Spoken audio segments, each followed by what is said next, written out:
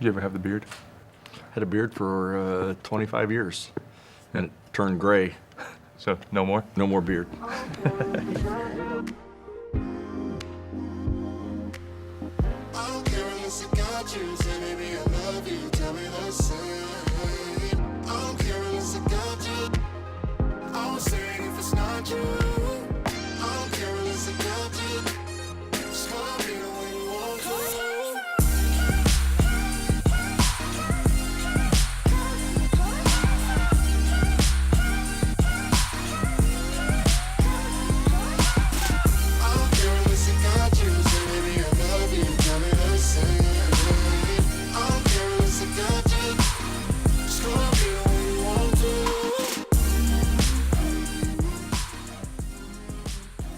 Hey, welcome back to Tastemakers. I think this is, episode 5 that we're on now. Excited to have Mr. Surack here with us. Is it okay to call you Chuck? Please call me Chuck. Chuck, how you doing? Mr. Surack was my dad. Fair enough, fair enough. So, everybody kind of knows Sweetwater. They know Chuck Surack's associated with it, but who's Chuck? If you had to give us a snapshot as to who you are, tell us a little bit about yourself. I tell you, I'm a normal person. Yeah. I've been very blessed, very lucky, but I do consider myself just a normal person, and that's why I'm very careful to not be Mr. Surack. And my wife and I are very humble, and we want to just be part of the community and help things get better. And we've been very, very fortunate to grow some companies that have helped improve our economy locally and help the lives of our employees and our friends. That's awesome. So does that mean you were born and raised here in Fort Wayne? Did you move here some time ago? Like, you obviously have a vested interest in seeing the city succeed. I do have a vested interest, but I was born in Southern Ohio. Oh, really? My dad was a chemical engineer, and he graduated from Tri-State, which is today Trine University. And my mom was from Fort Wayne, but his first job was at a Goodyear atomic plant in Southern Ohio, and that's where I was born. And as I was going into 7th grade, they decided they wanted to come back to Fort Wayne to be closer to my grandparents or my mom's parents. And so as I was going into 7th grade, they moved me to Fort Wayne. Myself and I have a brother and 3 sisters. And from that point on, junior high, and as we called it then, and then high school, I went to Wayne High School here in town, and I consider Fort Wayne home. Yeah. It's a great place to live. So then you started here in middle school, correct? Yeah. Going through, did you wind up going to college, going away for college? Where did No, you... I did. That's an interesting question. I was very, very driven in school and took lots of classes. In fact, I took summer school because I loved to learn, and had jazz band before school and swing choir after school, so I had many, many more credits than I needed to graduate. But immediately after school, I was going back and forth between doing music and doing medicine. I wanted to be a pediatrician. I love children. So I took several years of Latin and chemistry and all the pre-college courses, but I went on the road first as a musician. And after being on the road for a couple of years, I thought I'd do 1 year and come back and go to school to become the doctor, but I enjoyed the music. And once the music is bubbling in your blood, it's kind of hard to turn it off. And I've just been very fortunate and blessed to the rest of my life. I've never had to work a day in my life because I love what I do. So is this going on the road, is that your VW van? Yes, I did take the VW bus on the road. It was a very humble VW bus. My first one was a hand-me-down from my parents when I was still in high school. My mom had wrecked it, and she blew the motor up, thank you. So I filled it up with 2 gallons of Bondo on the front and a couple of lights from Tractor Supply. So I had these really ugly-looking bug tractor lights on the front and several cans of 99-cent blue spray paint from Kmart, and that's how I did my VW bus. And I learned how to rebuild the engine. So I drove that last couple years of high school, and then I went on the road as a musician with that bus and traveled all over the country with it. And after being on the road for about 5 years and wasn't making a lot of money, I had a lot of fun and traveling a lot of places, right. But I came home and started a recording studio with that VW bus. Out of the back of it? Out of the bus completely. I didn't Okay. have a middle seat in it. I had my equipment in there, and I would pull up beside a church or a school or a church, whatever it was, and run 100 feet or 200 feet of microphone cables into the facility, and I would record the choir or the band or the preacher or the company president, whatever it was, and I'd sit in the bus with my headphones and the recording equipment, and I'd record them. Now, is that a one-of-a-kind thing? Like, has that been done before? Or? Oh, I don't know if it had been done before, but it was a matter of necessity for me. I didn't have a building. I didn't have I was living in a 12 by 60 mobile home. Right. And I would take those recordings that I did in the VW bus, and then I would take them back to the living room of my mobile home, and I would edit them and make them sound better. And after doing that for a couple of years, and every dollar I made, I invested back in to the recording. Mm-hmm. But I eventually got my first location over on Getz Road, and then we kind of grew from there. Nice, nice. So you mentioned yourself being kind of driven. Does that played into more the business side and also the personal side equally as much? as time's gone on? It's every day, everywhere. I Yeah. firmly believe if you're going to do something, you need to do it as well as you can do it. Yeah. So I am absolutely driven. I have lots of interests, lots of hobbies, but I also have several businesses and work really hard. But I also find time for my family too. So how do you balance that family work life?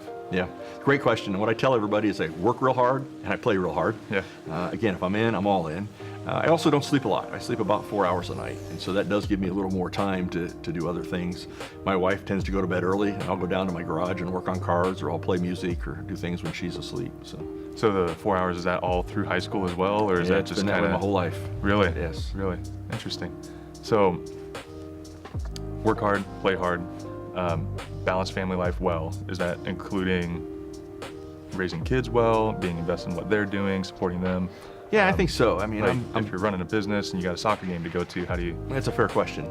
I will tell you that, the first 20 years or so of my business, I didn't have children involved, so I worked hard on it, like you should if you want to be successful.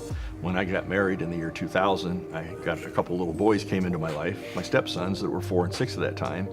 And I was fortunate that the company was already doing really well, and I had the ability to come and go as I needed to. And I went to every sporting event, every musical event, even though I was their stepdad. I just wanted to show a sign of support for them and tried to never miss anything. And I always make the children be the priority. Is that something you had in your life growing up, with your parents being invested in you, or? To some degree.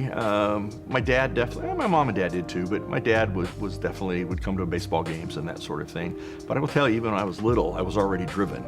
I started selling pot holders when I was 5 years old that I made. And pot holders where you put the loops in the frame and cross them and all that. And I was selling those for 15 cents a piece, 2 for a quarter back in 1963 So you always had the business gene. And had the business. Then I had a newspaper out. Most of my friends had 40 papers. I had 330. Oh, wow. I had a lawn mowing business, and I had 6 other guys working for me. I bought them all brand new Toro lawnmowers, and on and on and on. So I've always been entrepreneurially driven. And so would you say that's almost a hobby in and of itself for you?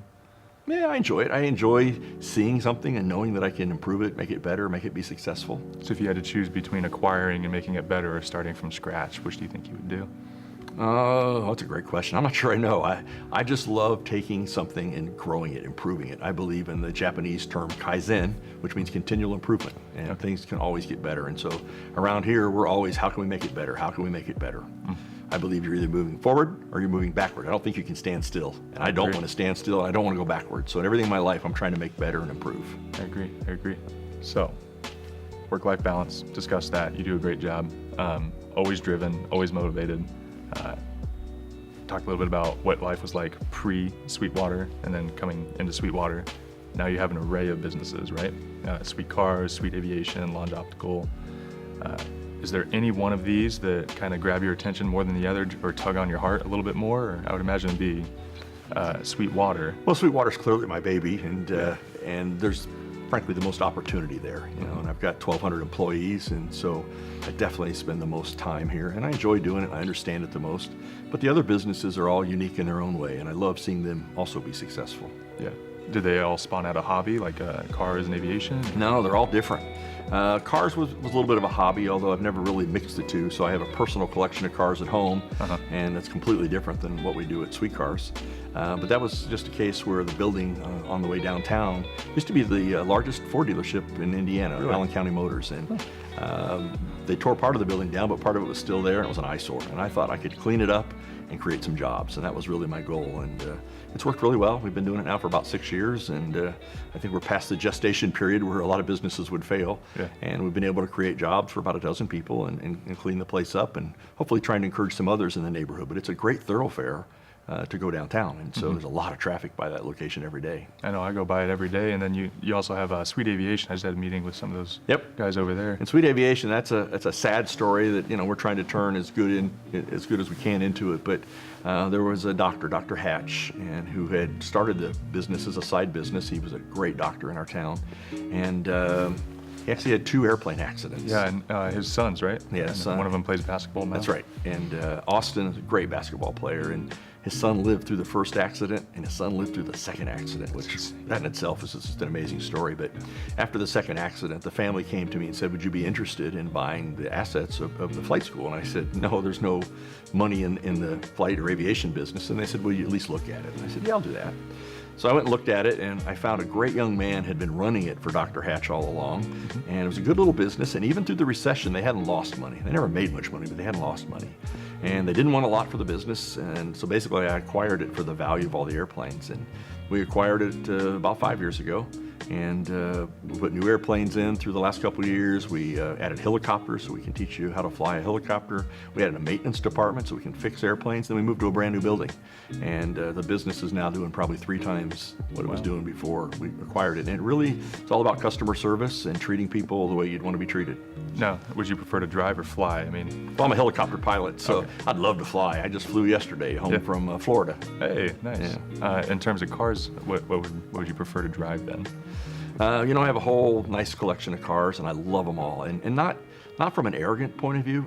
I'm as happy with my 1958 BMW Isetta as I am a 2017 Porsche. Yeah. It's each one has their own lines, their own engineering and art, and I'm fascinated by that. I'm as intrigued by the technology in them, and much more so than the thing of just owning a nice car. Now, with all these businesses doing well, you've nurtured them long, and I mean, Sweetwater being your baby and blowing up like crazy. How would you say people's perception of you might have changed from when they knew you before, or has it stayed consistent? How do you manage that? Because you said just being a part of the community. Right. I don't know exactly what other people think of me, and I hate to say this unkindly, I don't really care. I just want to do what I believe in. I have thankfully been told from people who have known me my whole life that I'm the same today as I was then, and that amazes them that I've been able to stay grounded. But, we're all human. No one's any more important than anyone else. We all have the same dreams and aspirations and fears and concerns, and I think we all should treat each other with respect. But I don't think anybody is any more valuable or important than anybody else. Do you think that that's something Fort Wayne does fairly well? I think Fort Wayne does a great job at that. Yeah. I think down in Washington we could use a little help maybe to have some mutual respect for each other. I was just there the other day. I can understand. So, would you say that Fort Wayne then has maintained that, or they've had to grow to that, of having that mutual respect, business support? I think we have a pretty good community and have had for quite a while. Of course, it's easier as the community gets more and more successful. More people are willing to support the community. So there's a little bit of chicken and the egg, which came first. But I think, being here most of my life, I've watched the changes downtown and the malls closing, and it's fun to watch the resurgence now back downtown. And clearly one of the big catalysts was the baseball park a few years ago. Well, you had a big hand in that, didn't you? I don't know if I had a big hand, but I definitely went in front of city council and I explained why I thought it was important that we make the investment downtown. A lot of people said, we had a ballpark at the Coliseum, we don't need another ballpark downtown. And myself and a few other leaders said, no, it's not about a ballpark, it's about an investment in our community. And when we made that investment, the majority of the community was against it, but I have to give a lot of credit to City Council for standing up and taking that risk. And the next year, it was voted the #1 minor league ballpark in the country once it was built. And ever since then, 400,000 plus people a year are coming through there. There's more events in that thing that are not baseball games than are baseball games. And so it's really a pure asset to our community. And then it caused a hotel to get built and the Harrison to get built and a crosswalk over to the embassy. And I would argue the Ash building would not have been built had we not made that investment downtown Fort Wayne 9 years ago or so. So obviously good foresight on yours and other leaders' parts. Where do you see downtown going now? I love where downtown's going. There's a lot of great things that we are just on the horizon. Can you imagine for the first time in all of our lives, we'll be able to have access and enjoy the rivers. And I got to take a trip this fall on the new riverboat, and it's amazing. You see the city. I've been here my whole life, and yet I now see the city in a whole different way from the rivers. The things that are happening with the GE building and hopefully the event center, and just there's a lot of things that are going on in our community right now. And I'm excited for the future of it. Awesome. What's one of the things that you're most excited about? I know we talked about the arena a little bit. We now call it the event center. Event center. Yes, Sorry. and I think there's a lot of things about the event center. It will bring some acts to our community that don't come. And I love the Coliseum. I love the embassy. They both do really, really well. We have a great embassy and a great Coliseum. But there are acts that are in between those sizes. The embassy does a great job for an intimate 2,500 seat kind of an event. The Coliseum, you can put 12 or 13,000 people in, but there's not really a good space for a 3,000 or a 4,000 or a 6,000 seat concert. So I'd love to see that. I think it would be more right sized for some of the basketball games, whether it's the Mad Ants or even the college basketball. I think probably would be better served from being in a downtown event center. And then, of course, what it does to the economy before and after the games. When people walk on the street, it's going to support the restaurants, it's going to support the hotels, on and on and on. So then what would you say is the biggest hurdle to overcome in trying to bring this to downtown? Is it trying to change minds? Is it trying to, as some people might say, sell something that you might not know, like selling a unicorn? That's part of it. The community has to have the ability to have faith in themselves. And I know a lot of people are looking at that and going, boy, that's a lot of money to build this event center, and show me the payback. And I would argue it's not going to lose much money, if any at all. But there are a lot of things, the airports, the parks, the trails, they're all things that don't make money, but they provide quality of place. And by building an event center and having more acts, it's going to keep young people wanting to stay in Fort Wayne because there's more to do. It'll make it far easier for me to recruit. And right now, I meet every new employee as they come to Fort Wayne, and half of ours come from out of this region because we recruit from all over the country. And every one of them, almost without fail, asked me, are all these things really happening in Fort Wayne? I Googled it before I came, and that's really important to me. And they make the decision to come to Fort Wayne because they think Fort Wayne's on the up and up, and we're moving forward. Do you like what you see in the up-and-coming generation of Fort Wayne? People my age, younger, a little bit older? Absolutely. I love millennials. Yeah. I hear business owners sometimes talk about that they don't understand them. And I would say that every generation has had its challenges and its opportunities, but I'm really excited about millennials. More than half of my company. What excites you about the millennial, then? Oh, they're the future. They're so bright. They have drive. They have ambition. They want to do things. No, they don't want to be at work 18 hours a day. I get that. They want to have other things in their lives, but they're in. They're all in, and maybe part of it's the way we screen for our employees here, so we only get the best of the best. Okay. But I love millennials. They're the future of my company, and I'm trying to help them become leaders as soon as possible. And we have programs in place to help them become leaders. I'm all for them. So as millennials come into the city, one of the topics that's consistently talked about is bringing people in. What about retaining people in Fort Wayne? Well, I think this kind of stuff we're doing downtown is helping with that.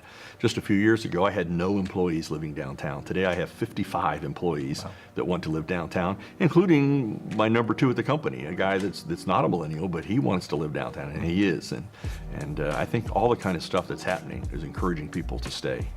So if you had to give advice to some up-and-coming millennials, whether they want to be entrepreneurs, work at Sweetwater, work at other companies, graduating high school, what would be a good word of advice you would give them from your experiences here in the town? I think there are plenty of opportunities here. It really is up to you and the way you want to apply them and make them. You need to be authentic. You need to be really going for it. I don't care what city you're in. If you're only going to do it halfway, you're going to have a hard time being successful. But you have the ability in Fort Wayne to, if you really go at it, there's lots of people that'll help. There's lots of ways that you can be successful. I just think it's a great community to start a business or grow a business or to do something like that. So with millennials being here, with the city growing at large, where do you see the city in 10, 15 years? Do you see all these things built? Do you see us being another Indy? Do you see us being another Chicago? What do you see the city as in that time span as it grows and as it builds? Yeah, I don't know what exactly it will be, but it'll be a point of destination where people do want to live here and want to enjoy their work and their personal living. And there's no reason it can't happen in Fort Wayne. It's a great environment. It's cost effective. You can buy a home here for sometimes what the down payment in a big city would be. We have lots of amenities. The Three Rivers are coming more and more into play and becoming important. We have more entertainment in this community, and partly because a lot of them work at Sweetwater, but we have more arts in our community than any other city of this size. There's live entertainment just everywhere, most of the nights during the week and definitely on the weekends. And the same thing at our churches. Those great musicians are also playing at our churches. There's more great live music at churches in Fort Wayne, Northeast Indiana, than most cities of this size anywhere. And with all these great things, we have great minor league sports, we have lots of things to do, we have a great trail system, it's a safe area to live in. All that's awesome, but then you're also only 2 hours from Indy, and 3 hours from Chicago, and 3 from Columbus, and 3 from Detroit. And we don't have the crime, and we don't have the traffic, and all those sorts of things. And I would say, why not Fort Wayne? I think it's a great place to be. So with all the extra things to do, where do you choose to spend your extra time? Obviously, you got your family, you got all your businesses, but when you have those spare moments, what do you enjoy going to do? I love going and hearing music, so if I can go see a good concert somewhere, that's fun. Did you go to Middle Waves? I was out of town for Middle Waves. I wish I could have. I know how great it was, and we were a big supporter of it, but we had to be somewhere else. We have a motor coach, so sometimes we travel in the coach and go different places. Nice. I have an 11-year-old daughter. We took her to Niagara Falls this summer and spent 3 weeks up in Canada and northern Michigan. And we also have a home down in Florida, so we get down there. But I like to travel, and we have the ability to do that quite a bit. Good, good. I know I've also seen you every now and then playing up on stage, enjoying the music from the seats, but then also playing on stage. Is that something that kind of floats your boat? I love playing music. That's how I started. It's a great release from my day jobs, I like to say. But I play saxophone, keyboards, flute in 2 different bands, and I play several times a month, enough to keep me current and fresh with it. I know you brought the sax, would you mind playing a lick or two here? Sure. Right now? Yeah, sure. Okay. Put you on the spot a I little bit. didn't warm it up. I don't know how well it's going to work, but we'll see. We'll see. Okay. Go for it. This is a tenor saxophone. I've been playing 50 years this year. Really? I started in 5th grade, and yeah, 50 years, so. There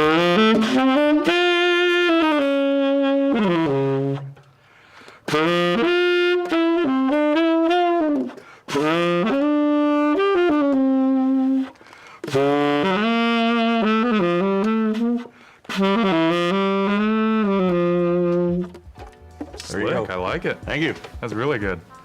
You're playing this weekend, aren't you? This week I'm not playing. I played Oh, sorry, go ahead.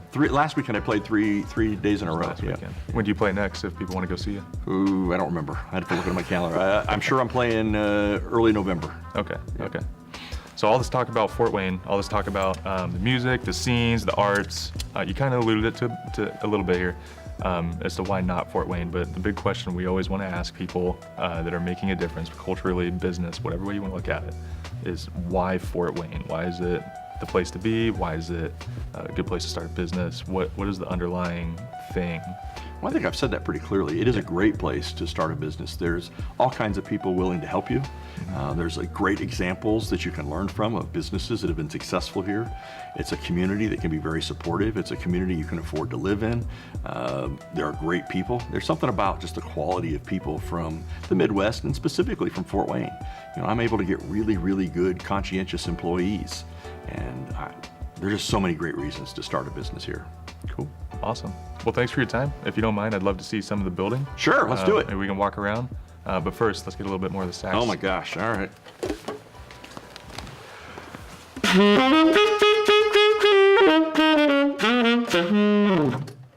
Sweet. All right, Let's roll. let's roll. Yeah, this is the history of the company, and I've owned all this equipment. I've owned it through the years and started in a VW bus. That's all yours. Yeah, it is, yes. The VW bus, this is really a facsimile of the original one. The original one ended up in a junkyard in Van Wert, Ohio. This is the roots of our company. This is how I started as a recording studio. It's no longer mobile. Looks like there's a session set up right now with lots of instruments, so there you go. Along these walls are all artists that have performed here, and they're all some amazing, Chick Corea, very famous jazz player. Adrian Ballou was just here again a couple weeks ago. He's been here many times. Thomas Dolby had the big hit in the 80s, Science. So if I stand here in the middle, we have all kinds of fun things. We've got all the gaming areas. So we've got a putting range, as you see here. We have a high definition golf simulator. We have a pool table, ping pong table, all kinds of video games. That's completely free. It's just for people to hang out. Again, whether you're an employee taking a break or you're a customer in the studio, it's just available to everybody.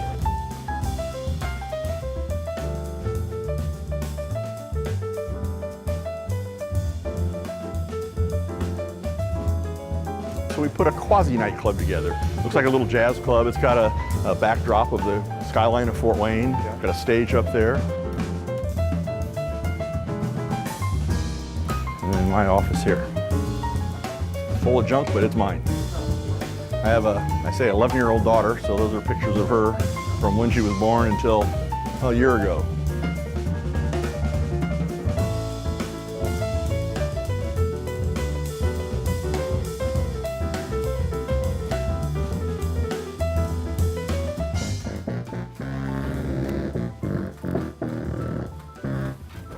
go. Email me, call me, walk in my office. I never locked my door. I've never locked my door. I don't even have a key for it, I don't think. But we say that literally and figuratively, we're open door. It's all glass offices. Everyone has glass in the front. There's no secrets. Would you go down the slide for us? Absolutely. Really? Oh, we're gonna have to get that. Just like that.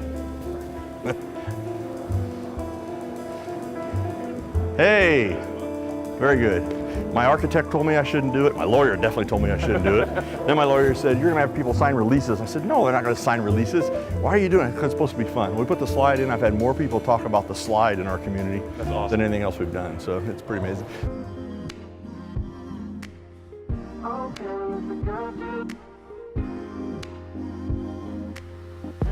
care unless I got you. Say, baby, I love you. Tell me the same.